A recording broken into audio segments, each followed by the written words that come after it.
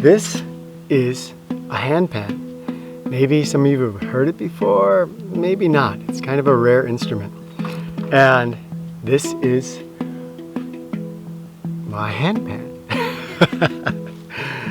I wanted to share it with you for a couple of reasons. First of all, when was that a few months ago in the winter, we did our video on going to Hawaii, and I said part of what we want to do is just share more of our lives with you.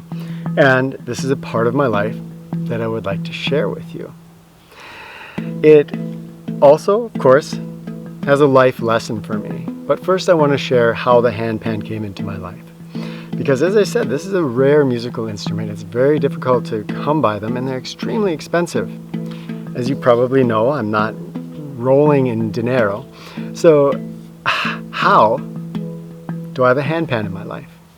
And the story starts years and years ago. My brother, who lives in a big city, he said, Kenton, I was at this is an email he sent actually. He said, I was at the farmer's market and hanging in the air was the most enchanting sound I had ever heard.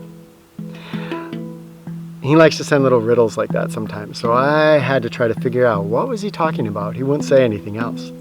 But that hanging in the air, that stood out. And when I looked up hang, or perhaps it's pronounced hung, I found that there was this thing called a hung drum or a hang drum.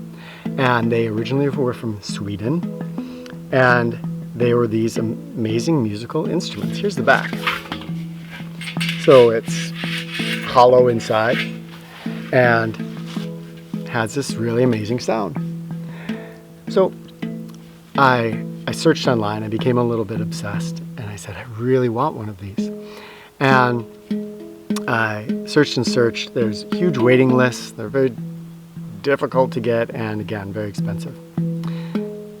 So I started going on forums. Eventually, I found a guy that had a whole bunch of handpans. And he said, I've got this one I'm never playing, and if you want it, and he gave me a really good price. So in that way, through connecting with people, here, this handpan came into my life, and super grateful for it. Now, it's brought my family lots of joy. I play it at farmers markets sometimes, street corners, Renaissance fairs, even a wedding or two. Now, there's a life lesson, of course. And that is that as I was looking at going to Hawaii, I thought, I can't bring the handpan. Just taking it on the plane, where we're going to be, we just don't know if it's going to be safe. So many questions. And I thought, I've got to leave it at home. And that was kind of heartbreaking. But as I thought more and more about it, I thought, you know what, I think it's important that I take it along on this year-long or longer adventure. And one of the reasons is to continue on the path that my whole family has been continuing on of letting go. And we've let go of a lot in the last year, a lot of material possessions and things that gave us security in the past. And we've come to find that we have home right in our little family. And in the friends that we're connecting with, the friends that we have here, the new friends that we're making in Hawaii who are welcoming us in with open arms. If I go over there and something happens to the handpan en route, or it gets stolen or rusts in the salty air, you know what? It's okay. In fact, everything I'm taking over there, I'm letting go before I bring it or send it.